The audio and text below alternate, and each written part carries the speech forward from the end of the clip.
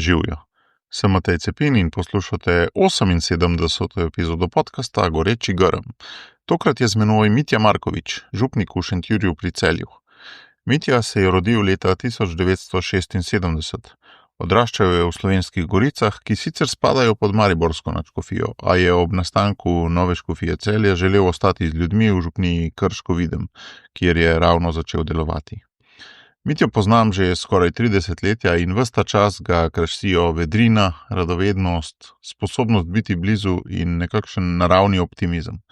Odkot vsa ta energija?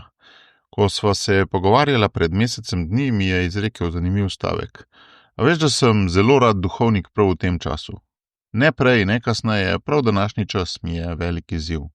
In to se vidi tudi v njegovem delovanju na župniji. Ne živi v preteklosti ali v prihajajočih nebesih, ampak se prav čuti, kako živi danes, v tem času.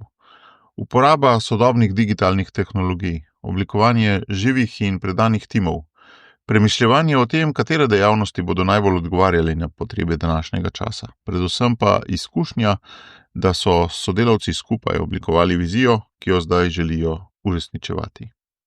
Mitja, hvala ti za tvoj zgled, ker kažeš, da se na drugi strani zidu objokovanja krščanske preteklosti razprostira čudovit, čisto nov in mnogim nepoznan svet. Gremo kar v akcijo. Že veš, kaj je tvoj edinstven prispevek k boljšemu svetu in kako ga udejanjiti? V podcastu Goreči grm razkrivamo močne zgodbe tistih, ki že živijo svoje poslanstvo, zato da lahko ti najdeš navdih, prepoznaš svoje goreče grme in pogumno stopiš na novo pot. Živjo, Mitja, dobrodošel v Gorečem grmu. Hvala za povabilo. Sem vesel, da sem tu. Iz Šentjurja na deževen dan, ampak po nekaj mesecih dogovarjanja res si zaposlena oseba, Bogu hvala, konc koncev. Ja, oba smo zgledani, je treba najti presečišče tistih redkih praznih prostorčkih v dveh takih hodnikih. Ja. Drobtinice. Ja. Prejle mi je bilo že zelo zanimivo, v času pred epizodo sva se že pogovarjala o božjih klicih. In mi je bilo zelo zanimivo to, da si rekel, za en trenutek sem klic tudi za Salezijanca čutil, za en trenutek sem, ali pa mogoče celo malo daljše obdobje, sem čutil tudi za Frančiškana morda, pa pol duhovništvo, redovništvo. Najbolj me je pa presenetil tvoj zaključek, ko si rekel, da tudi če bi se za kakšno od tistih variant odločil, bi, zdaj mi jaz po matematično povedal, bi na koncu moje življenje skonvergiralo v približno isto stvar. Ja, jaz tako zaupam, tako si jaz predstavljam to božje vodstvo, božji klic.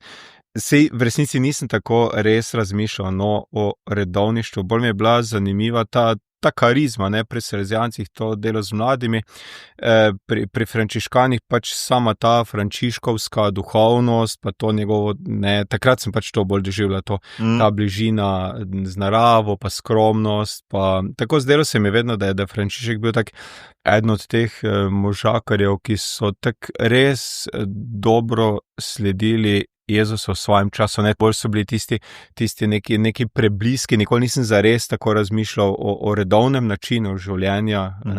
To se mi zdi pa res tak, se pravi, to vedno doživljam, pač snoči po enem pogovoru, sem pa mogoče to tak kot en koncept v glavi prepoznal, da to božje vodstvo, božja volja, da to ni ena linija, ki mi jo je Bog narisal, potem pa na koncu pripelje do ene polnosti življenja v njem, ampak tudi če se jaz na nekem križišču odločim, da ima recimo, Bog, Jezus ima tam vizijo, da bo najbolj optimalna odločitev, da grem desno, jaz bom pa na tistem mestu šel levo, pač zdaj to ne pomeni, da od tam naprej zdaj grem jaz sam, ker Jezus bo na ta desni poti. Ker te on tam čaka in dokler se ne vrneš. Ja, in jaz bom šel zdaj pač levo in gre Jezus z mano levo do naslednjega križišča, in gremo eno drugo pot do istega cilja, se pravi te polnosti življenja z njim. In to se mi zdi res ena taka sjajna stvar. Pa mislim, da je tudi za marsikaterega kristjana to tak, kar bi rekel, eno novo spoznanje, ker Tu, ko gre za vprašanje božjega vodstva, res tu tako hitro zaidemo v neke stranpoti, v neko usodo, pa v to, da zdaj, če jaz tu zdaj zgrešim, da zdaj sem pa zgrešil življenje in tako naprej, mislim, da je to daleč od tega, kako ima Bog te stvari začrtane za nas. No. Tako da v tem smislu si predstavljam, da tudi, če bi se jaz odločil, ne vem, nekem obdobju svojega življenja za en drug stil ali pa za en drug kret ali pa celo za drug stan, da bi danes na en drug način, ampak verjetno delal za isti cilj, se pravi za rast Božjega kraljestva, no, ker to je tisto, kar tako ali drugače tako vsi delamo, ki smo kristjani. Ne.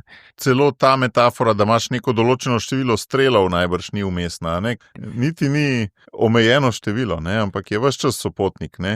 Ja, meni osebno, no, tako mi je najbližje od vseh metafor, tako nasplošno v duhovnosti, pot. Ker mi je tako tudi po naravi blizu, to tak nek stil gibanja, imaš nek cilj, pa imaš pa zdaj veliko možnosti, ne vem, želim priti na 3 glav, zdaj lahko grem tam čizene druge, dolge, položne strani, lahko laufam gor čez plemenice, ne vem, lahko si vzamem rajši turne smuči. Mislim, v tem smislu, no, meni je bolj ta metafora in pač kjerkoli ne bom se za nekaj odločil, ne bom ostal sam brez Jezusa. Ne? Pač se pravim, neke izbire so optimalne. Ne? Ja. Se pravi, če bi jaz sledil vsakem trenutku, res poslušal, pa razločeval, pa prepoznaval, kaj Jezus od mene pričakuje, bi se verjetno lahko v vsakem trenutku optimalno odločil, bi mogoče najmanj energije porabil ali pa prišel najhitreje do nekih ključnih življenjskih spoznanj. Ne? Ampak tudi, če se neoptimalno odločim, bom pač porabil malo več energije, pa bom se malo dlje prebijal, pa si bom kolena potolkel, pa ne vem kaj še, ne. Ampak ni pa moje življenje zafurano v tem smislu. Ja. Tak si jaz predstavljam to Božje vodstvo. Pa tudi danes, ko se bere Jona v berilu, ne, mašnem, mi je ta metafora zelo všeča. Ne.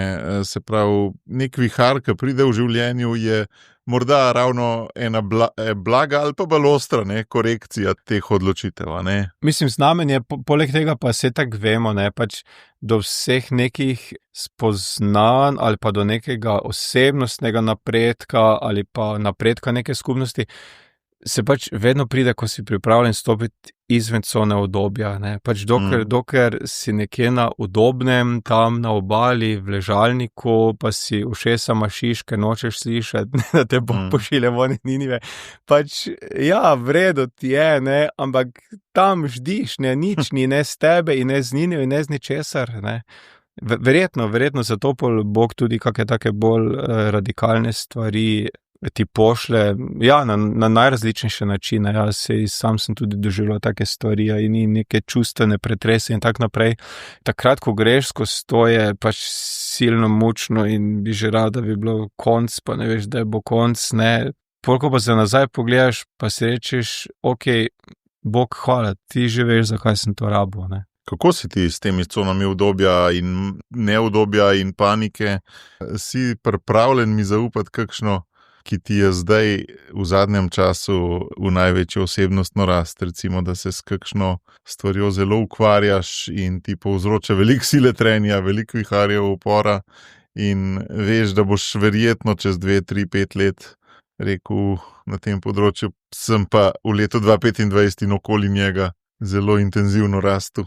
To bom vedel čez 2, 3, 5 let, ne? Ja, ampak tako, a veš, ja. Da zdaj veš potem, s katero se boriš. Ja, mislim, borim se z enim kupom stvari, ne, ki jih nosim kot nek svoj nahrbtnik, kot nek svoj značaj, kot nekaj, kar me je oblikovalo, ne vem, in v otroštvu, pa na tej poti odločanja, pa tako naprej. Vse neke stvari človek prepoznava, mislim, tudi sam prepoznavam, tudi res imam krasne ljudi okrog sebe, iskrene ljudi okrog sebe, ki mi potem odpirajo tudi tiste dele, Joharjevo okno se imenuje, ne? To si me enkrat naučil, pa sem bil navdušen nad tem, kak je pomembno. Niti ne jaz, najin kolega Janko. Ali pa pol tako, ti si bil zraven, zato me asocira. Za kuhu. Ja.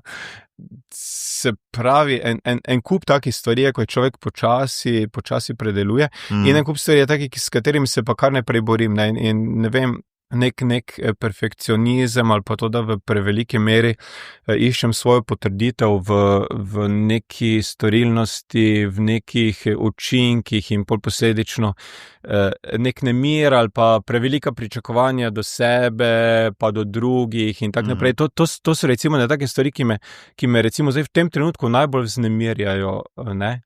Mislim, vznemirjajo, za katere pač pri vsaki molitvi ali pa pri vsaki spovedi rečemo, evo, glej, tu se veš ti, da je tu luknja, daj tu se dotakni, tu pobožje, tu pozdravi to, zato da bom jaz šel lažje naprej, pa da bojo drugi ob meni lažje preživeli. Mislim, se ni zdaj tak tragično. Ne, ja, najbrž ni to ekstremno, ne, tako kot je pa lahko kakšnem človeku. Ne, je pa čutim te stvari, pa pravim, imam iskrene ljudi okrog sebe, ki mi tudi ljubeče pokažejo v ogledalu, da je tako. O, lepo. Ja, res imam kako srečo. Pa, ker ravno takrat, ko smo obravnavali Oharjevo okno za poslušalce, tema je bila, kako voditelj dobi povratno informacijo in pol tako je bilo rečeno strani predavatelja, trenerja, da če je pa voditelj pa še duhovniška avtoriteta zraven, je pa to dvojna doza na nek način oddaljenosti in zelo, zelo težko, da boš dobil nazaj povratno informacijo za res iskreno. A ne? Kako ti uspe biti tako blizu ljudem, da so tako iskreni, kljub tej dvojni dozi, voditelj in še duhovnik? Mislim, dobro, ena prednost je to, da delamo na timskem vodenju, dejansko na timskem vodenju in to na več področjih, se pravi na ravni celotne župnije, potem pa nas zdaj že kar nekaj projekti, nekaj dogajanj v župniji, in tam, če hočeš stvari dobro peljati, tam ne gre drugače, ne kot da si medsebojno zaupamo, tudi na osebni ravni, tudi na duhovni ravni, in tam pač je ključno to, da si drugemu pač iskreno tudi povemo stvari. Tako da tam, mislim, ni nobenega problema. Se pravi, tisto, ko govoriš o te avtoriteti, ne vem. 1000-letna kultura, župnik bodo povedali, a tega ne čutiš, kaj? Ne, se mi zdi, da zdaj nabijaš malo. Ne, res ne. Ne, glej, mogoče, ne vem, od nekega človeka, nekega vernika, ki pride k maši in potem po maši odide ven in se pravi, od tistega, on verjetno na tak način to doživlja, ampak od njega jaz ne iščem sodelavca. Ne, pa ne iščem, tudi ne gledam tistega okna, ne, pač jaz iščem to. Povratne zanke iščeš od ljudi, ki so tega osvobojeni, ne? Tako pa od tistih ljudi, ki so mi blizu, s katerimi skup delam, in pravim, to je en tak res velik rok in se mi ne zdi, se jaz ne doživljam, da bi bila tu zdaj neka ovira. Meni pa tudi ni nikoli bil nek ideal vzpostavljati neke distance, ne takega stila avtoritete, neke diktatorske ali pa ne vem, da bi zdaj moja beseda bila ta zadnja ali pa da jaz sem zdaj najbolj pameten. Imam tako skušnjavo, to sem celo v kakem vlogu tudi javno priznal, ne, ampak tako, če se že tega zavedaš, pol je že stvar malo manj problematična, ne. Kakšne lastnosti pa mora človek imeti, oziroma, a znaš to za nazaj reflektirati, ko si izbiral te sodelavce v teh timih? Kaj so mogli imeti, da si lahko dosegel to raven medsebojnih povratnih zank, medsebojne iskrenosti in zaupanja? A je bil to pogum, da si upa povedati to, kar misli, ali to, da ima eno novo obliko krščanstva v glavi nalovdano, ali najbrž je tak zmes vseh, ampak kako bi ti to opredelil? A veš, zakaj to sprašujem? V eni škofiji sem izvajal s kolegom usposabljanje za duhovnike v timskem delu, se najbrž veški, in smo drugi dan ugotovili, da smo cel prvi dan govorili o timih, ampak da v resnici nismo čist vedeli, kaj je tim, ampak smo imeli samo, da imajo tisti duhovniki bolj ali manj opravka s skupinami. In potem je eno zelo preprosto vprašanje drugega dne odprlo oči, po mojem občutku takrat, saj lahko malo pretiravam, polovici ljudi vsaj, aha, Jaz pa tima v resnici nimam. A ne, zato te sprašujem, ti trdiš, da ga imaš, kljub temu, a ne? In da jih imaš celo več, mislim, imaš jih, pač da Sem del so njih. so prisotni v tvojem lokalnem Ja. okolju. In zato me zanima ta formula za izbor. Veš, kaj v resnici nimam formule. Jaz pri tebi zelo občudujem, sem ti to že večkrat povedal, to, kako imaš fino, konceptualno razdeljene stvari in mi je to zelo, zelo krasno slišati. Sam delam malce bolj intuitivno. Že na moji prejšnji župniji v Krškem, tam smo sploh tako tudi že začenjali tipati po timskem vodenju župnije dejansko, ne. Sej ne nazadnje, pač en tak zametek je že, ne vem, ko postaneš skavtski voditelj, ne, mislim, tam dejansko že gre za tim in to je bila verjetno moja prva učilnica timskega vodenja. Tam pri skavti si vedno sovoditelj, ne. No, mogoče moramo tukaj še povedati, da ima skoraj 30-letnico, kar se poznava in da je bilo to pri skavtih na nacionalni ravni. Ne? Ja. Torej, da si bil skavt, preden si bil duhovnik, ne? Tudi preden si bil v semenišču, ali ne? Ne, to ne, ker takrat še ni bilo pri nas skavtov, ne. Ja, pravim, je bila pa to moja zelo dragocena učilnica, tako, pol pa izkušnje, razne izobraževanja, pa pravim, kar dosti intuicije in smo v Krškem ene tak zelo lepe stvari v to smer delali. Pol me je pa Škof seveda videl v Šentjurju, se pravi na novem službenem mestu in sem hočeš nočeš šel v Šentjur. Ne, to se tam grozno zveni. Seveda ni mi bilo... Do Šentjurčanov. Ni mi bilo, ne, sem to vedno iskreno povem, kak je s tem, ne. Zelo težko mi je bilo iti iz Krškega. Mislim, da ekipi, timu tam je bilo še mogoče še bolj težko, kot meni, vsem nam je bilo težko. Si bil kar 20 let, ja? 16 let. Ja, sem bil zaokrožil. Ja. Mi je bil pa zelo velik izziv priti v Šentjur. Tako, kar nekaj tudi solz je bilo, bom čisti iskren, pa težkih čustev. Ne, seveda, to je tudi eno socialno okolje, nastane ena mreža, veliko lepih zgodb, veliko lepih spominov in tega, ne. Sej ostajajo neke te stvari žive tudi zdaj, ampak je malo težje se te stvari ohranjati, ne. Pravim, ampak od 1. avgusta sem jaz bil res tak polno v Šentjurju in to ne pripisujem zdaj ne sebi, nekakim svojim ne molitvi svoj, ne vem kaj, pač to je res milost, pač res milost, da sem res tako od prvega trenutka dalje tam z eno tako gorečnostjo in vnemo in z navdušenjem pred eno novo priložnostjo bil, prisoten in v kraju in v župniji in med tamkajšnjimi ljudmi sem tako zelo intenzivno začel spoznavati situacijo, eno tako, zdaj civilno bi se temu reklo, sreča je bila, ne, jaz verjamem, da to je Bog tako vse stvari skupaj sestavil. Sem se pa ravno takrat srečeval z Božjo prenovo, z Divine Renovation, z Jamesom Melonom. Že tak tistem zadnjem obdobju v Krškem sem se že srečal pa s tisto ta prvo knjigo, ki je bila prevedena, potem že tudi z zapiski prevoda ta druge in sem tako zelo sanjal, ne, ko sem tisto bral, sem si mislil, wow, ful dobro, ne.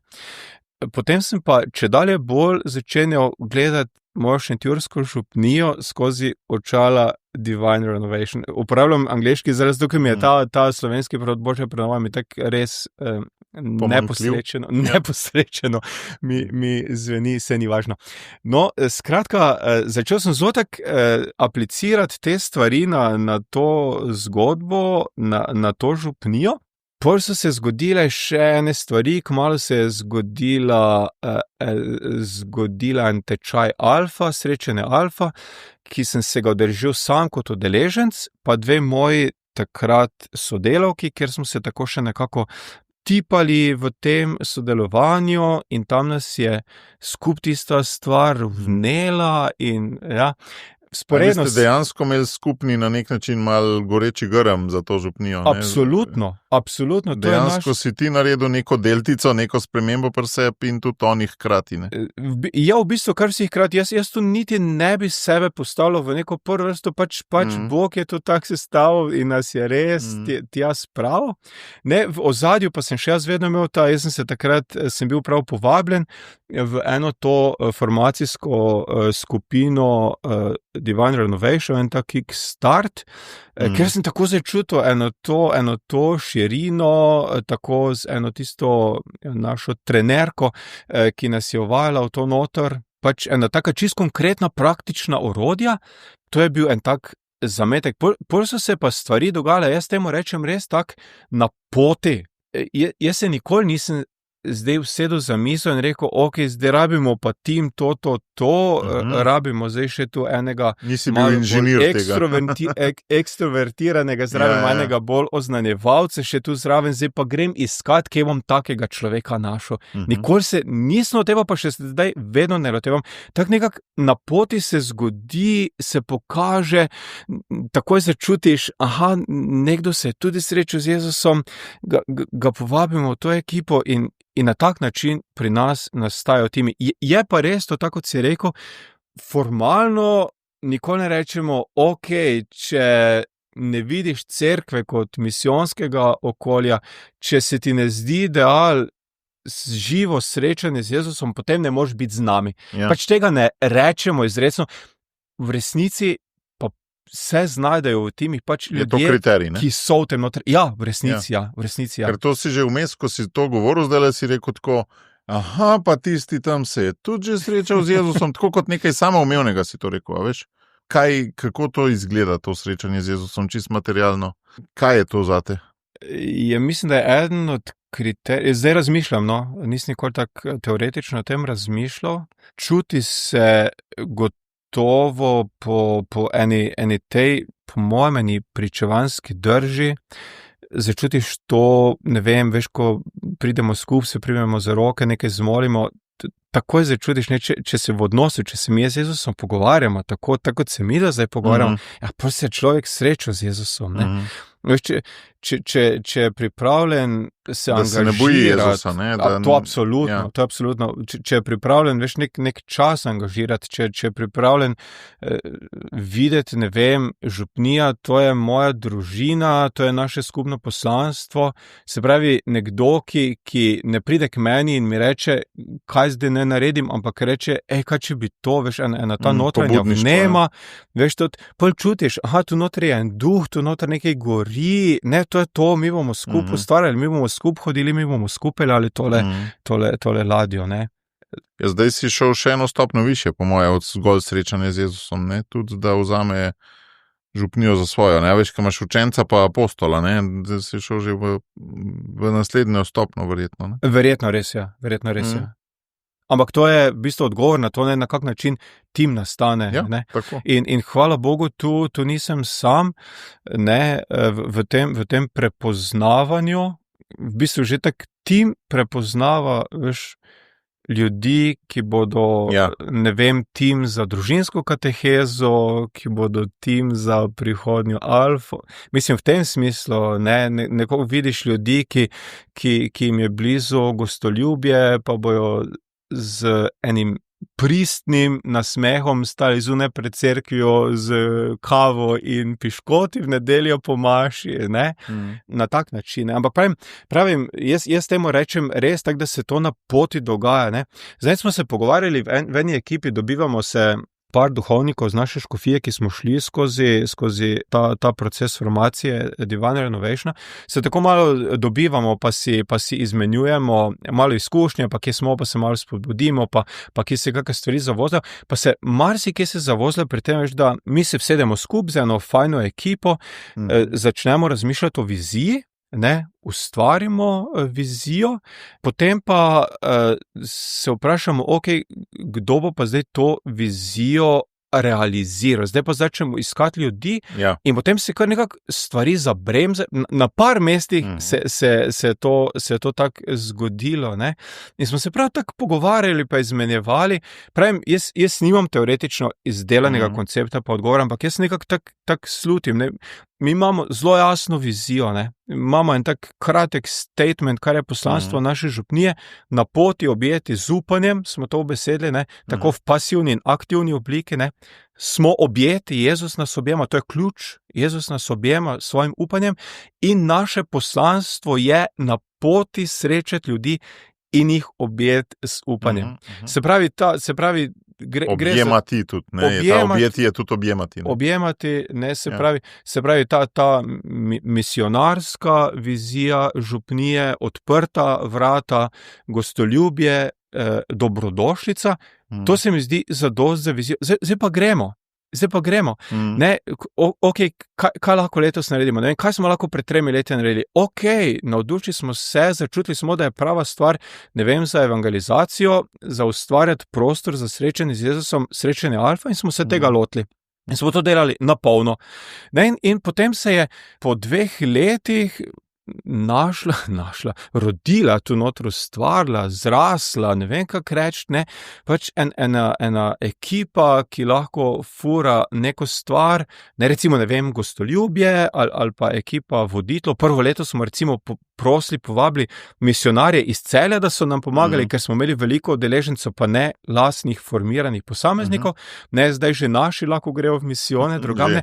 Ampak če bi mi pred 3 leti z ekipo sedeli in rekli, naša vizija je, da želimo imeti to, pa to, kdo bo zdaj to delal, ne vemo, ker še ni teh ljudi. Ja. Ti ljudje so se sproti formirali in se kar naprej sproti formirajo. In recimo, ne vem, lani v jeseni je bilo teh formiranih ljudi, vnetih ljudi, ki to, kar si rekel, ne, župnijo čutijo za svojo, Jezusa čutijo za svojega vodnika in prijatelja, dovolj, da smo lahko napolno začeli furati, ne vem, družinsko katehezo, ne. Bomo pa videli, ne, čez 1 leto, čez 2 leti, kaj bo takrat, ne vem danes, kaj bo, ne. Imamo vizijo, vemo, kaj je naše poslanstvo, ne, sproti pa vidimo, kaj lahko, kdo je, koliko nas je, koliko je razpoložljivih energij na tak način. En koncept, ki mi hod, ne, ki me skozi malo provociraš za tem, da jaz sem bolj teoretik. Ne, to je z resnici občudujem pri tebi, Matej, te ne provociram. No, en koncept, ki mi pride na misel, je ta. V eni knjigi Good to Great so raziskovali podjetja, ki so bila v Ameriki iz teh 500 najboljših, ne, tako je S&P 500 na borzi, ne, ki so bila dobra in pol so šla v odlična, ne, good to great, ne, in pol so 15 let ostala vsaj odlična, ne, to so merili, kateri parametri so se spremenili, da so šla iz dobrih v odlično, no, in eden od, mislim, da je 6 parametrov je first who, then what. Se pravi, da najprej definiraš, kdo bo skupaj in potem se odločaš, kaj boš. Ne first what, then who. Okay. To je bilo v teh podjetjih, ne, je delovalo in deluje pač po moje tudi v drugih sektorjih. Ne. Veš, zato mi je fajn poslušati tvoj koncept, ker se potem nismo čist zgrešili, ne, pa še to, pa še tudi v neko strukturo. No. Če rabaš, jaz ti lahko skozi potrditev dajem, ker si jo zaslužaš. Drugače pa, ko sva se videla pred malo več kot mesecem dni, me je od tebe s tvoje strani presenetila ena teza oziroma stavek oziroma izpoved, ki se danes tudi potrjuje, in sicer rekel si, najboljši čas za biti duhovnik mi je zdajle.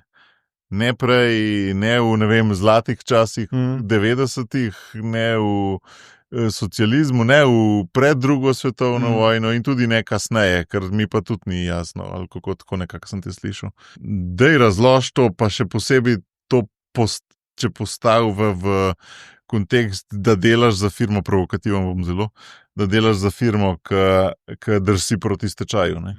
Sej ne bo šla v stečaja, ne, ampak ni pa neka motivacijska to, ne, ampak zakaj je tebi delati v času, ko firma drsi proti stečaju, pa vemo, da ne bo šla v stečaj, toliko fascinantno dobro? Ne vem. Mogoče zato, ker sem po nekem psihološkem ustroju človek, ki rabi neke izzive, Aha. tako na različnih področjih, od športnih dalje, ne. In ta čas je izziv, mogoče tudi zato, ker svoje poslanstvo, svoje življenje, svoje delo zelo povezujem z kreativnostjo. In recimo tak čas v bistvu tudi zahteva, ne, eno kreativnost, eno iskanje nekih novih poti. Pač zelo hitro po mojem bi se zelo hitro naveličal hoditi cel cajt po nekih uhojenih poteh. Po mojem bi me začelo dolgočasiti. Vse to zdaj zgolj ugibam. Ej, a je duhovnik biti ena taka mal bolj, če nisi glih v menjavi dob, ne, tako kot je papež rekel, ne, Ja. da nimamo samo dobe sprememb, ampak imamo spremembo dobe, ne. Se pravi, če nisi ravno v menjavi dob, kar slutam, da je zdajle, ko si to govoril, sem razmišljal, da je mogoče mu pa to všeč, da je menjava dob in da so stvari neznane in zahtevajo kreativnost od njega, ne. A je biti duhovnik bilo v nemenjavi dob v tistih prejšnjih časih, ko so bile stvari malo bolj statične, v bistvu veliko bolj rutinska stvar in ti ne maraš toliko rutine? Glej, ne vem, mislim, ne bi se znal toliko postaviti v neko zgodovinsko okolje in kaj je res pomenilo biti duhovnik takrat, si pa malo predstavljam, tako kot ti praviš. Pa verjetno delam krivico komu v preteklosti, ker si predstavljam, da je vsak čas je v nekem smislu izziv, pa vsak čas rabi in prilagajanje govorice in tak naprej, ne, pa inkulturacijo, pa vse te stvari.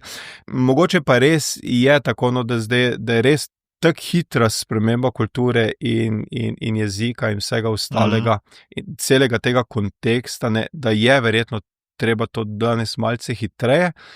In verjetno, ne vem, sem še po duhu zadost mlad, da mi je to izziv in da mi je to fajn, no. No, rečemo od 2,5 do 2,25 je 20 let, pa najbrž se je več kot razpolovilo število nedeljnikov v teh 20 letih, ne? Glej, kar se tiče teh razpolovitev nedeljnikov pa tak dalje, jaz nisem človek številk.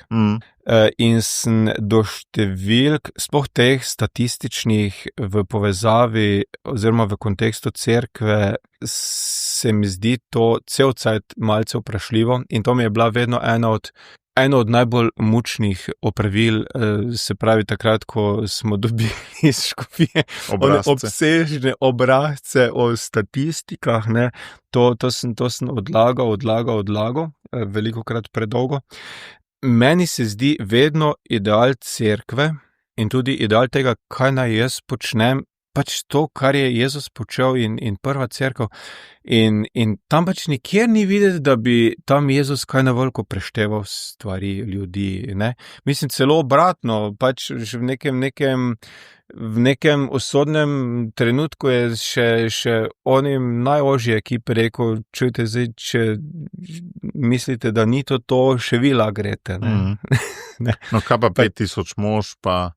Vse prej je bilo 5000 mož, potem je pa sledil, ne, govor o kruhu in potem so začele množice rečiti in čisto na koncu jih je ostalo 12, ki mi je rekel, če želite odite, ne, mislim, pač Jezus nam daje popolno svobodo in jaz ne morem postopati drugače in bi se mi zdelo neumno, da bi postopal drugače.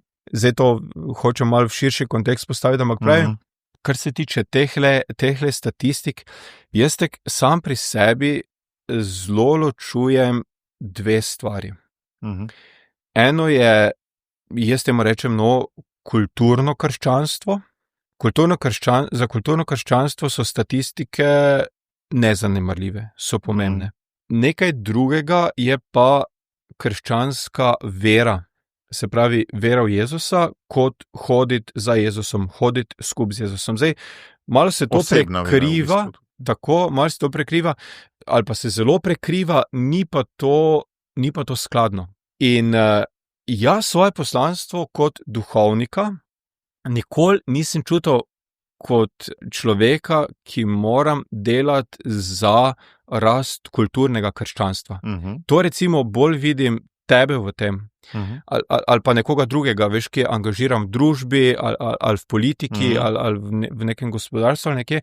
Jaz svoje poslanstvo vidim pa zelo primarno in to pomeni 95% moje energije in časa. Jaz vidim, da je moje poslanstvo, da ustvarjam prostore, okoliščine, programe, to za evangelizacijo, torej za srečo z Jezusom, za osebno vero. Tu pa seveda niso zdaj številke nepomembne, seveda je krasno, če Jezusa nas slavi skup v nedeljo 500 ljudi, je en drug feeling, kot če bi nas bilo 30, ampak tudi če nas je 30, pa s srcem, pa z gorečnostjo, v povezanosti drug z drugim slavimo Jezusa, ne zdi se mi, res iskreno se mi tu številke ne zdijo ključne. To se ne pomeni, da jaz omalovažujoče govorim o kulturnem krščanstvu. Kulturno krščanstvo kot en nabor vrednot, kot en idejni koncept ali pa ideološki koncept je zelo pomemben. Zato, ker od tega je odločilen, ne vem, rezultat na volitvah, od tega je odvisno, kakšne imamo zakone, od tega je odvisno, kam neke naše skupne državne finance usmerjamo. Ni nepomembno. Sploh ne. Govorim o tem, da ne čutim, da bi bilo moje poslanstvo delati za to. Jaz mislim, da moje poslanstvo dela tam, potem pa seveda upam, da bojo kakšni posamezniki z tega polja, kjer jaz čutim svoje poslanstvo, pa se angažirali mogoče pa tudi zato, da bi krščanska misel, krščanska etika, krščanske vrednote, krščanska ideologija bila en tak relevanten igralec na enem družbenem, tudi političnem polju, recimo. Ne? Pa se jaz duhovnika tudi nadoživljam, kot da bi mogel delati za kulturno krščanstvo. Ja, kdaj v zgodovini? Zanimivo mi je, da si statistike povezal s tem, veš, ker lahko bi meril, statistika lahko meri tudi, koliko je, težko je meriti Jezusove učence, lažje je meriti nedeljnike, ker so pač, to je, nedeljniki je stvar vedenja, ne, a prideš v nedeljo k maši in to se da meriti, ne. Stvar srca pa ne moreš meriti. Vse to govorim. In recimo, ko sem jaz prišel v Šentjur, sem opazil, da pri nas je še kar zelo močno kulturno krščanstvo in se to pokaže tudi v tem, kar praviš, ne? Da recimo kak posameznik pride v cerkev, pa vsej daje vtis, kot da nista z Jezusom zelo na ti. Recimo pri nas je skoraj pravilo, ko nekdo od naših ranjenih umre, da je cerkven pogreb in da je tudi maša ob tem. Tudi takrat, ko ljudje naročijo mašo, pa pride v cerkev, pa tudi amen rečejo, pa tudi oče naš ne zmolijo. To jaz vidim kot kako doživlja svojo vlogo takrat? Grozno. Ampak recimo tu jaz vidim, ne, to je pokazatelj kulturnega krščanstva, se pravi, spodobi se, ne vem, vedno smo tako delali, pa dajmo to narediti, ne, želela si je naša babica, ne. Mislim, glede na to, da gre tam za sakrament, glede na to, da je tam na oltarju Jezusovo telo in kri, da sem jaz tam zraven v Jezusovem imenu, mi je to ena od najbolj groznih stvari, ki... A ti ni v smislu, wow, Jezus, koliko lepo, da so te prišli pogledati tudi taki, ki te ne poznajo? Nisem še tako daleč. Hvala, da si mi to zdaj izprašal vest. Verjetno bi bilo na mesto, da tako gledam. To je eno od številnih pol, kjer, je res, kjer sem grešen in nepopoln, kjer še imam, zdaj še ne uspem na tak način gledati.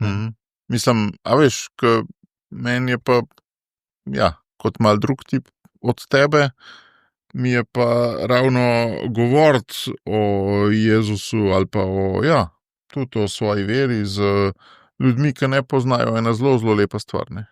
Absolutno. Ampak to, mogoče ti to govoriš, govorim o maši pri pogrebu. Tam ne sodijo, da sakrament ne sodi zraven. V tem smislu. Ti z veseljem govoriš s temi ljudmi. Absolutno. In jaz imam tudi z veseljem cerkven pogreb in jaz povem spodbudnega, kaj lepega in njim in želim tudi ovrednotiti življenje tega človeka, tako tudi v luči tega, kje je on sledil Jezusovim vratom.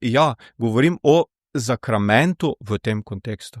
Na podoben način. Da vas niti ni bilo več kot prav, da vas je bilo res tako malo, da si se počutil sam v sam kot človeka, ki razume zakrament. Mislim, Se je že kdaj to zgodilo? Se je zgodilo, ja. Zraven imamo vedno mežnarja po eni tradiciji pri tej maši, tako da, ko rečem Gospod z vami, nisem sam, ki bi mogel reči tudi in s tvojim duhom. Recimo v Krškem pa sem kdaj tudi to doživel, da sem sam sebi mogel reči tudi in s tvojim duhom. Od občinstva ni, Ja. ni, ampak samo mežnar. Ja. Ne, tam pa nismo mežnare imeli, tako da sem mogel sam reči. Res, to je res grozno. To pa verjamem, to je pa nekaj drugega. No. Ja, ne, glej, govorim o zakramentih. Enako bi se lahko pogovarjali, ne vem, o birmi pa verouku. Ampak ti kot pastoralni inovator ne bi pred tako mašo mal pobrifiral teh ljudi pa rekel, lejte, zdaj se je to zgodilo, ali to je pogreb, ni čas za to, ne najbrž, ja, seveda. Mislim, da ne. Sem sam sebe slišal, a veš. Ja. Bolj, ko sem postavil v kontekst, mi je bilo neumno, kar sem vprašal. Poleg tega, tu so tako klečene stvari v neke ure in v ta izročila. Ja. In pri nas naša ta služba pogrebna, kar govori o nekem standardnem pogrebu. Mislim, res so mi to take res tuje stvari, no? In se moraš znajti v tem. Tako kot prej, ne, ko so govorili, da božja volja se uporablja samo ob nesrečah, pa ob terminu. Ja. Nikoli zelo malkrat slišva, ne, da je nekaj lepega, kar se ti je zgodilo, bila božja volja. Ja, žal je, tudi pri kristjanih, ja. No, ampak, če govoriva oziroma začel sem že, pa se sva bila na tej temi, no, o pastoralnih inovacijah. Tebi skoraj lahko rekel, mar štajerski Martin Golob, se mi zdi, da te je COVID, kako bi rekel, ni te presenetil in ti je celo dal zagona za ene nove pastoralne prijeme, pa takrat si bil še v Krškem, ne? Pa govoril si pol tudi o teh alfah, skratka na veliko teh področjih pastorale te vidim kot inovatorja. Kar se tiče COVID-a, to mi je res en tak prav milostni čas. Res, jaz sem za tisti čas tako hvaležen, kar se tiče tega, kar si zdaj razlagal, in tega digitalnega polja, in tudi kar se tiče moje osebne vere. Za mene je bil tisti čas tak ene prave duhovne vaj. Bom čisto na kratko razložil, zakaj sem to tako doživljal. Kaj si v bistvu obnovil, okrepil svojo vero? Ja, res. Ja, veš zakaj? Pač seveda takrat, ko se je zgodil tisti lockdown, seveda to človekovi možgani in ta o katerem sem prej govoril, neki, ki si želi izzivo, pač to je domač bazen, ne, jasno, ne, kaj bomo zdaj naredili. Prvi dan, seveda, nič se ni dalo. COVID je bil menjava dobe v malem, a veš, to je bilo mala matura za tisto, kar prihaja. Ne? Ja, ampak to je bilo tako od danes do jutri, dajmo se nekaj narediti. Ok, v digitalno polje, nimamo kablov, nimamo mikrofon, nimamo kamere, nič, ne.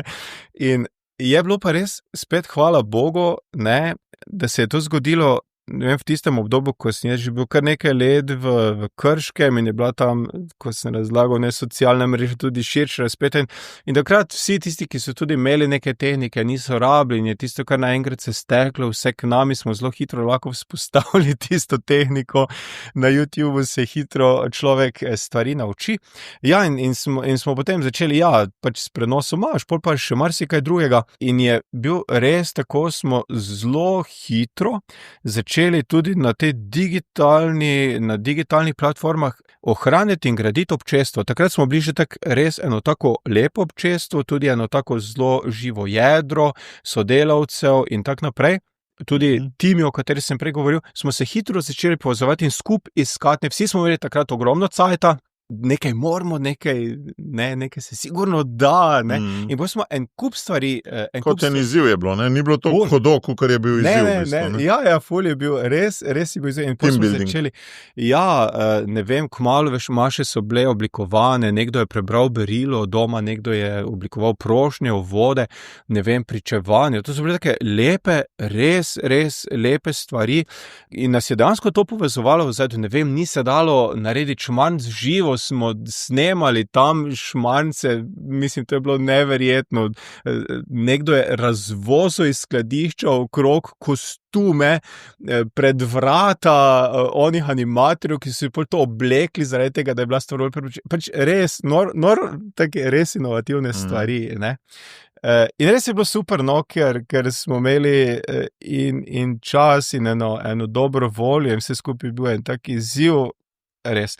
Kar se pa tiče, ko si rekel, da so bile duhovne vaje, mi smo par let pred tistim v Krškem župnišču eno sobico uredili v eno malo lepo kapelo svetega Frančiška. Tako res preprosto, tako res frančiškovsko. Prej smo že uporabljali za bogoslužje, tabernakel, Jezus je bil tam noter in tam je postalo eno moje tak delovno gnezdo, zaradi tega, ker sem se tisto tehniko tja not navlekel, najprej zaradi prenosa imaš, pol pa itek nisem imel zdaj 3 sporednih tehnik, ne, in pol je tista kapela bila tudi en tak studio za vse druge stvari, ampak jaz sem bil tak cel cajt bil tam sam in cel cajt je bil tam Jezus in jaz sem bil tak cel cajt v eni komunikaciji, vedno, ko sem, tudi če sem šel samo mimo one sobice, sem tja gor pogledal, pokleknil, nekaj rekel, pač to veš, tisto neprenehoma molite. Ti si drugač zelo rad z ljudmi, ampak takrat je pa očitno dober del, da nisi bil.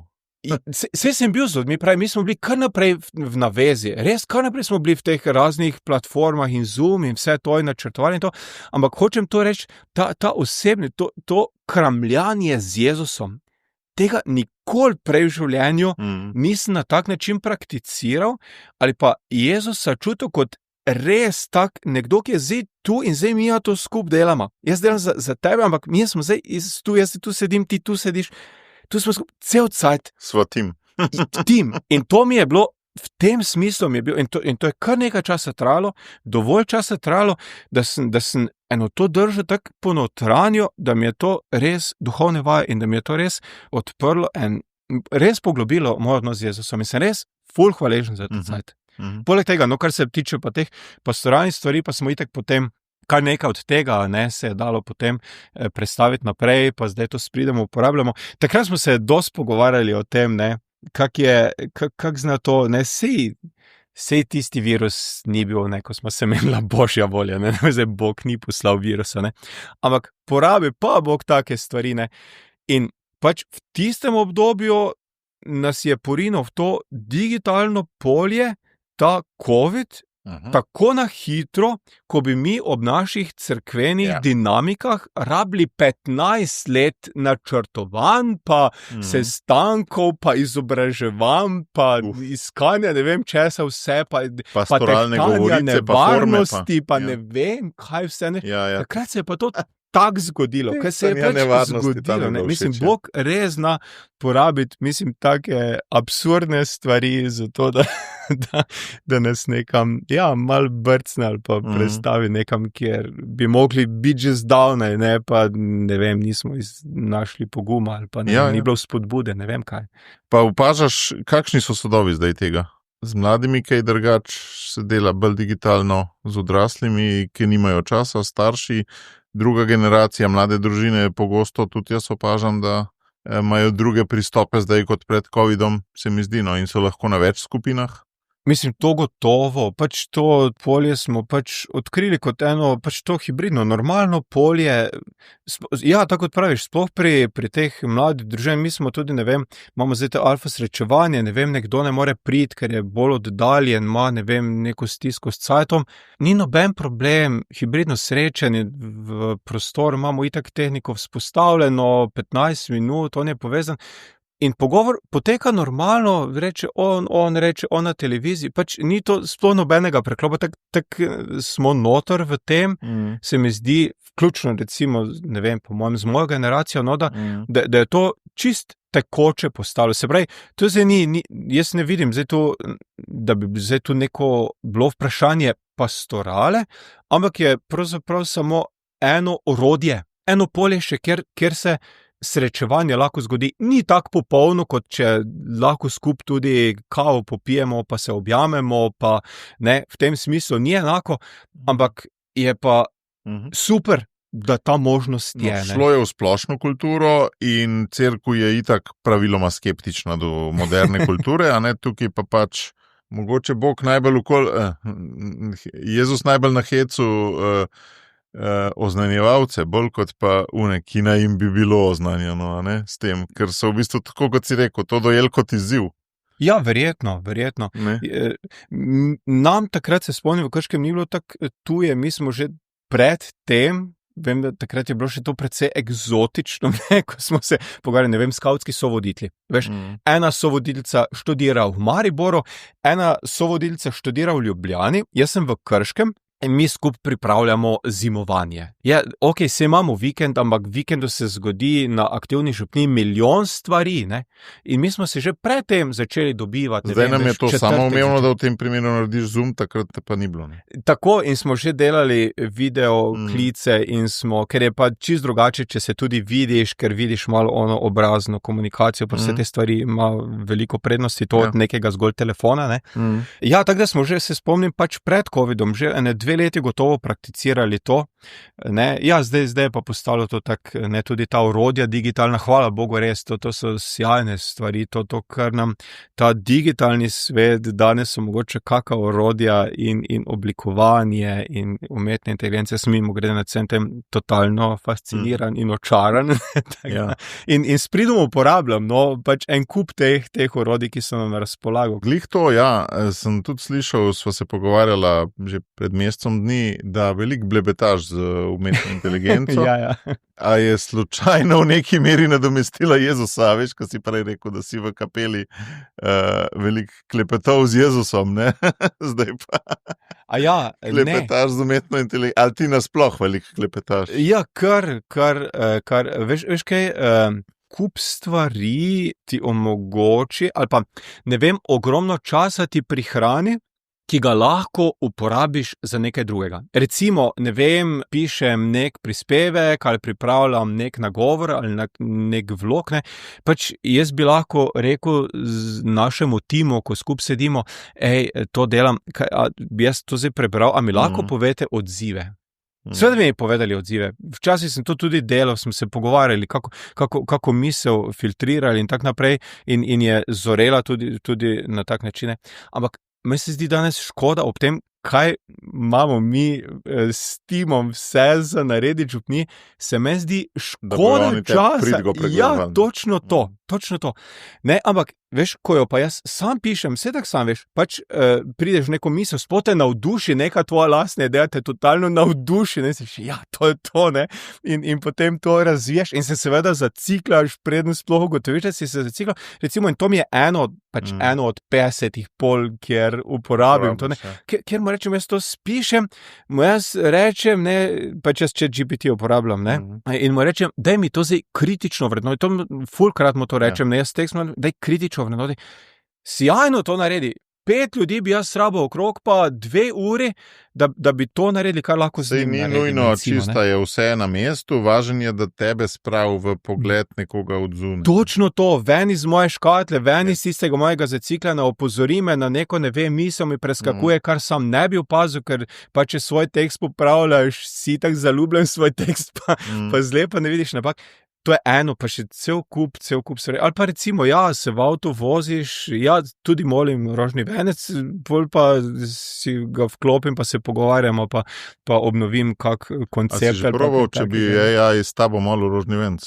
Nisem. Tudi jaz še nisem. Nisem. Čeprav, ne, a je kaj drugače, kot če zjutraj ob 5 si ognjišče prižgeš, pa tam poslušaš nekoga, ki ne vem, zoreta, ki moli rožni venec. To je zame ne vem, filozofsko vprašanje. Ja, filozofsko, ja. Ker tam je vse nekdo molil in je sam čas prenešen, ne, tukaj je pa, mislim, mene malo skrbi, pri AI-ju mene skrbi zameglitev med človekom pa ne človekom. Absolutno, se strinjam. In ta fiktivna potvorba človeka, ker to je pa v bistvu tista najpomembnejša stvar, ne, Bog pa človek, to sta v bistvu 2 temeljna aksioma.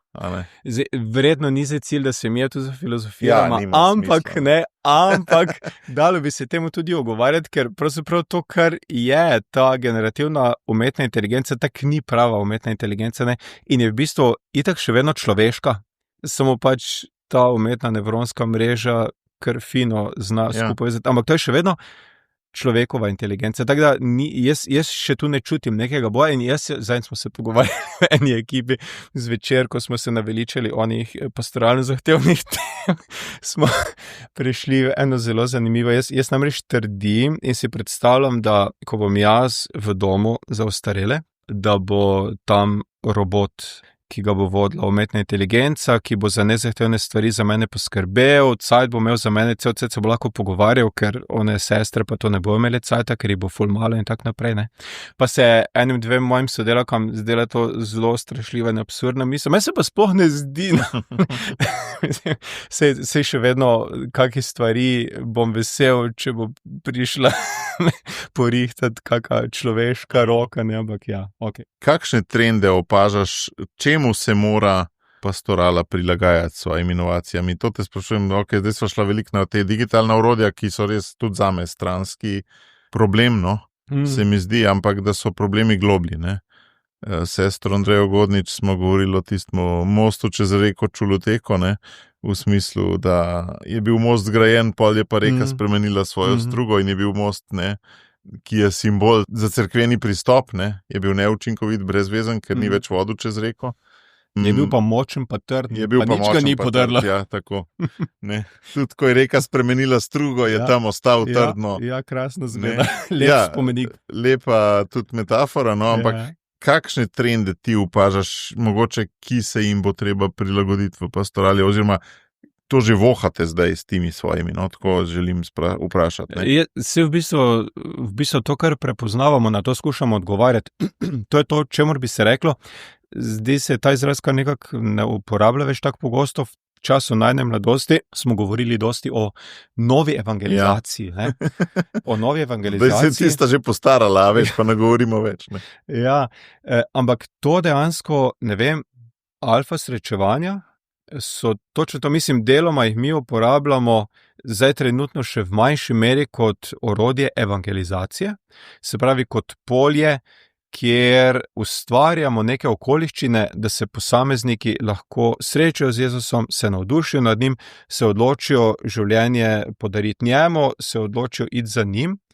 Pravim, v manjši meri trenutno od teh, ko so zdaj naši gosti, rečemo, naši udeleženci, so v manjši meri te, ki se še niso srečali z Jezusom.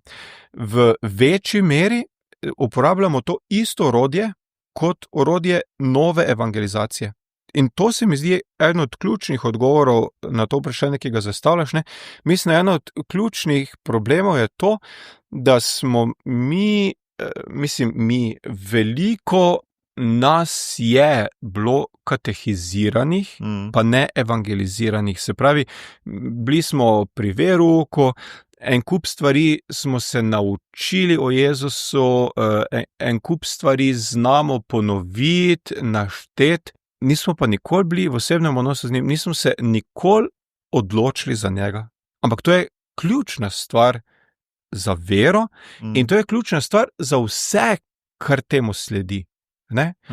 Zato, recimo, temeljni izziv... Kerigma rečejo temu, ne, ali kako že? Ja, prvo oznanilo. Mi govorimo v glavnem o evangelizaciji, se pravi to pokazati, povedati zgodbo o Jezusu in to v enih takih okoliščinah, in to recimo pri srečevanjih alfa je to tako zelo domišljeno to, ne, te okoliščine, da nagovorijo celega človeka, da nagovorijo da nagovorijo tudi čustva, da nagovori tudi to socialno plat človeka, ne, tako kar domišljena stvar. Samo veš, kaj mi ni jasen?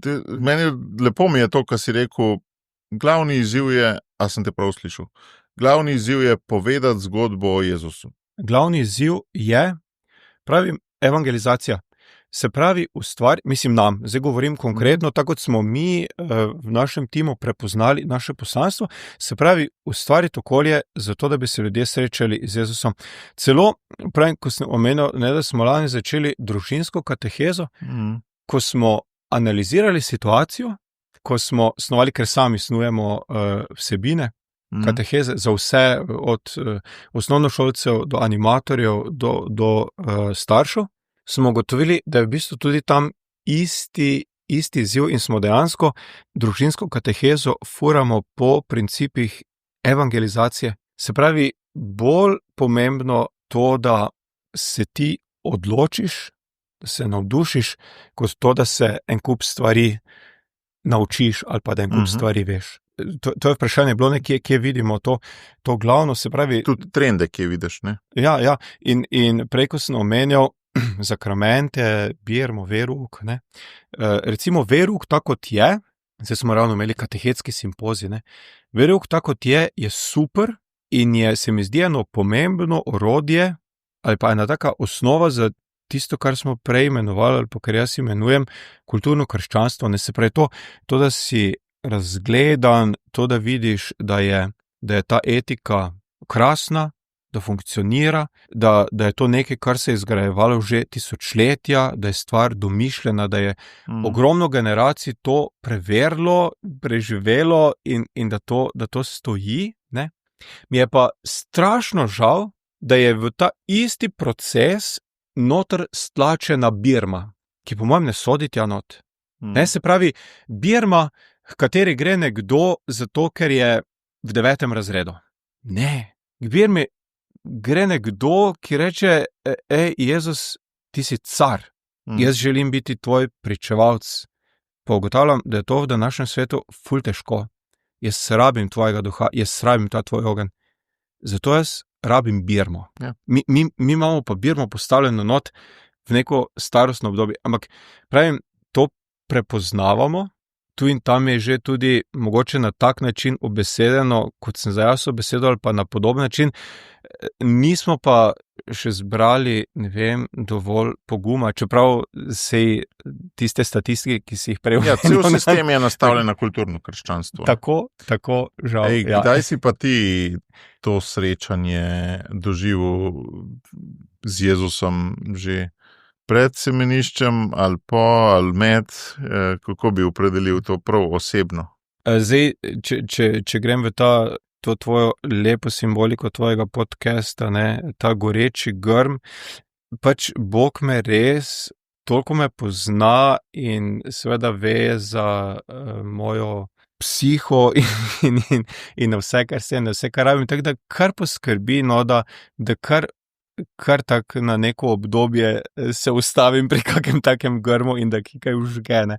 Zdaj, prvič, ne, pa to je tudi tak, ne, zdaj, ko gledaš nazaj, si rečeš, ja, to je bilo, takrat v tistem trenutku nikoli nisem vedel, da je to zdaj nekaj posebnega, pa da je to zdaj nekaj usodnega, pa da bo to zdaj, ne vem, zelo vplivalo na moj življenjski tek, ne. Tako, seveda, sam tudi spadam v to odraščanje v tem kulturnem krščanstvu, to pomeni, bil sem pri verouku, moji starši so kristjani in so me dali k krstu, kot najstnika me je vznemirjalo in jezilo, med drugim tudi to, zakaj se mi imamo za neke kristjane, to krščanstvo se pa čist nič ne pozna v naši familiji, pa v naših odnosih, potem naprej, kot me je jezilo še milijon drugih stvari kot normalnega najstnika, ne. No, ampak pol sem imel, ne, spet civilno rečeno, srečo, v resnici sem imel pa ene par krasnih prijateljev v mojem domačem kraju, prijateljic pravzaprav, ki so me porindle v tisti prvi teden duhovnosti za mlade, ker sem pa jaz srečal ljudi, mlade ljudi, normalne ljudi, ne oni, ki imajo tako glavo malo pobožno po strani, ne. Za 22 stopinj desno. Ja, pač normalne ljudi, polne življenja, polne navdušenja, kreativnosti, pač tako kot so bili tisti tedni duhovnosti za mlade v tistem času. Gor na Brinjevi gori sem bil prvič tako. To je imela kaj vaša škofija nekaj ali kakšen red? Pojma nimam, nič ne vem za te okoliščine. To je bilo nekaj, kar je bilo nekje razpisano. Ja. Tisti dve moji prijateljici sta to izkusili in sta rekli, to moži, to je ful vredi, ne, in ker sta me prisilili in zaradi njiju in zaradi nobenega drugega nadnaravnega vzgiba sem jaz pač šel. No in tam je bilo en kup lepih stvari se je zgodilo, ne, pa če sem pač videl te ljudi, ki so tam govorili o Jezusu in je zadeva bila pristna, kar je za mladega človeka ful ključno, ne, nič ni bilo tam zaigranega, noben ni tam govoril neki teoriji, ker ko smo mi bili tam v neki skupinici pod onim divnim kostanjem tam zadaj za ono hišo, smo se čisto enako pogovarjali, kot je bil voditelj zraven, in to mi je bilo, wow, to mi je bilo čist nekaj novega. Poleg tega, tam so bila v resnici še čustva moje nagovorjena, pa eni udeleženki in tako. Skratka, na novo ali tako, te je povabila? Ne, čist na novo in jaz sem tam še pesnik, vse ne vem kaj. Skratka, pravim, zdaj, ko gledam nazaj, tisti teden prepoznavam kot, jaz temu rečem, prva domina. No. Mislim, lahko bi temu gotovo rekel, ta grm, ob katerem takrat nisem točno vedel, kaj bi s tem. V meni se nekaj močnega zgodilo, nekaj novega, neko novo spoznanje, neko novo čutenje, ena čist nova razsežnost ali pa ena čist nova dimenzija bivanja, ki je prej v resnici nisem poznal. Nekaj domin kasneje so bili to skauti, in tisti klan, kjer sem doživel nekaj zelo, zelo podobnega, eno tisto popolno sprejetost, odgovor na to, kar sem jaz sanjal, ne, Govoriva o skautih v 90-ih, ne? O skautih v Mariboru, tako, ja, seveda. Ker so jih oba izkusila najbrž, jaz v Ljubljani. Ja, res jajno, krasna voditla sem imel, krasen klan, sem direkt v klan prišel noter, ampak to mi je bilo sjajno izkušnje, ne, in tisto, ta fantovska narava, pa to, kar sem prej razlagal, ta potreba po izzivu, po malo adrenalina, vse tako krasno skupaj sestavljeno. Ne, za razliko od tiste prve domine, je to bilo nekaj veliko bolj kontinuiranega, ne, nekaj, kar potem ni samo en impuls, ampak je nekaj, kar te začne... Ti pomaga tudi vsak dan prenašati. Tako. Ja. To so recimo od teh prvih bili, ne, pravim, pole pa en kup tak je, recimo ena od teh stvari je gotovo bila od teh zadnjih, ne, če sem zdaj prvi del omenil, to, kar zdaj tudi razlagamo v teh raznih pričevanjih, je gotovo to, kar smo prej omenila, ta naš trio, ki je tudi postal zdaj voditeljski tim, temeljni voditeljski tim naše župnije, pač naša izkušnja alfe, ko smo jo okusili kot voditelji, pač res ono, ko se prepustiš, ko ne gledaš s perspektive, kaj bomo zdaj mi delali, pa kako bomo to porabili, ne, ampak si ti tam kot udeležen z odprtim srcem, pridi, ne. Ampak je bilo kar dano, ne?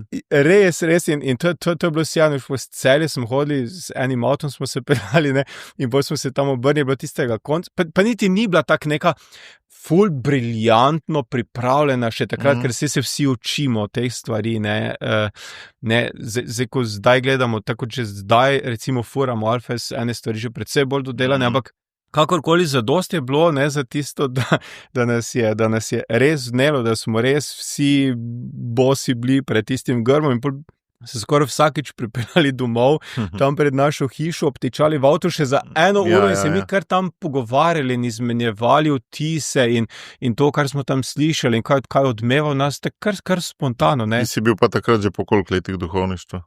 Pač 1 leto v Šentjurju, se pravi, 1 plus 16 plus 4. Ja, ogromno, to ne pomeni, da če si že duhovnik, da je zdaj stvar zaključena. 3-7 letja suhih krav.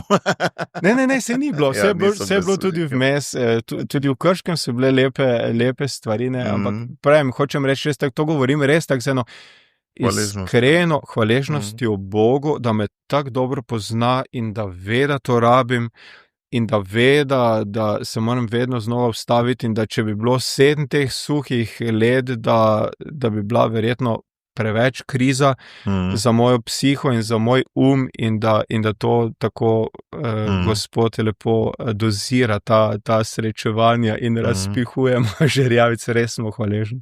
Jih da na primerno razdaljo, te kline lestve, veš, da niso preveč pa premalo. To že on ve, ja. Ja, jaz niti ne reflektiram kdaj, pa kaj pa bi lahko, to bi bilo zanimivo, mogoče, ko bom v penziji, pa bom lahko. Kateri je bil pa usoden za duhovništvo klic?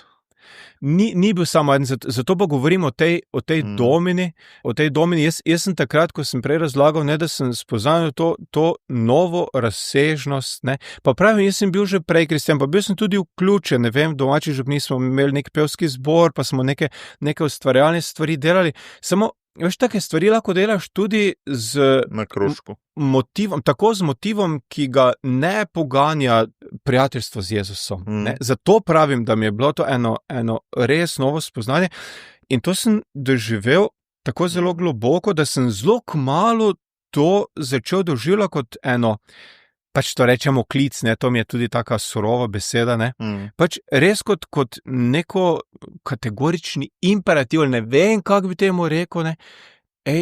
Jaz moram v življenju narediti nekaj, zato da bi tudi komu drugemu ustvaril možnost, da doživi to, kar sem doživel jaz. Tega veselja, ja. To in te perspektive, ki življenje predstavi res v eno četrto novo dimenzijo, eno svobodo, en polet. To je tisto, ko smo se prej vodoma pogovarjali, tiste črtane, jaz sem se pol odločil, jaz bom to delal kot duhovnik. Velikokrat sem že razmišljal, če bi se danes odločil, ne, ker takrat je bilo to pastoralno polje, je bilo skoraj da sinonim za to, da moraš biti duhovnik, da lahko to delaš. Dan današnji je to že precej drugače, je to polje aktivnih, angažiranih laikov tako široko, da vprašanje, če bi te potegnili, ne? Tako, če bi bil recimo 20 let mlajši, če bi mogoče se danes ne odločil, recimo za tako si se ti odločil za družinsko življenje, pa v tem življenju... Ker jaz sem pa ravno ista leta, samo mogoče malo del sem zavlačal, se je pa že to začelo dogajati, veš. No, ampak to, ko smo rekli, ne, zdaj, jaz sem tam zavil desno, pa delam to, kar čutim, da mi je Jezus takrat rekel, da naj delam. Če bi takrat se odločil levo, pa mogoče ne vem, mogoče se pa niti nisem optimalno odločil, mogoče pa Jezus že takrat imel za mene vizijo, da bi bil, ne vem, veš, Benjamin Sitter. To je dobro, ampak te to ne frustrira. Me ne, zaradi tega, ker sem res prepričan, da Božja volja ni ena edinstvena linija v življenju. Ja, sama veš, celibat je pa celibat. Naprimer, hočem ti reči, lahko bi se ti, ali pa se mogoče, se niso o tem govorila, ne?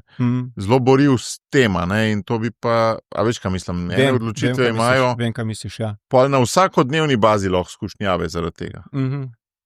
Res, in trpljenja, držijo. In tisto pa tudi nekako verjamem, pa tudi kar se tiče te odločitve, mi ni bilo lahko, mislim, tako sem se kar parkrat prebijal, tudi že po odločitvi, pa po drugi odločitvi, pa po tretji odločitvi, ne, spet se soočal recimo z enimi krizami na tem področju, ampak tu pa spet nekako verjamem, da glej, jaz sem se tam odločil tako. Pravim, mogoče celo pa ne, verjamem, da sem se verjedal, ampak recimo tudi, če se nisem optimalno, ne, to zdaj še vedno ne pomeni, da jaz sem rekel, sam si se odločil, sam sebi pripiši. Ne, pač reče, tak si se odločil, nisi se optimalno, ampak glej, sem imam jaz tu v rukzaku nek flaško milosti, pa boš to tudi zmogel. V tem smislu, no, tudi to verjamem, no. Ja. Če veš, Pavel, celo greh lahko Jezus spremeni v obilje milosti. Kaj šele neoptimalno odločitev, ne? Tako, ker tu se ne govorimo o grešni odločitvi. A sem se tako odločil, to ste zdaj dve življenjski izbiri, nobena ni slaba, ne? Ena je bolj optimalna, ena je manj, ne? Ampak na obeh ti rabiš milost za to, da živiš svojo zakonsko čistost in jaz rabim en kup milosti za to, da živim svojo duhovniško čistost. To je res, ja, ampak napačna odločitev vse velikrat tudi jemlje kot greh, no. Se o teh zablodah smo pa že na začetku epizode govorili. Mitja, dolga sva, hvala ti, jaz mislim, da te bo kdaj doletelo povabilo v verzijo 2.0, ker mi je še ene pol provokacij oziroma ne provokacij. Izzival mi je še ostalo v glavi, tako da hvala ti za tole. No. Mi je bilo prijetno, Krmlatja, hvala ti za povabilo, res.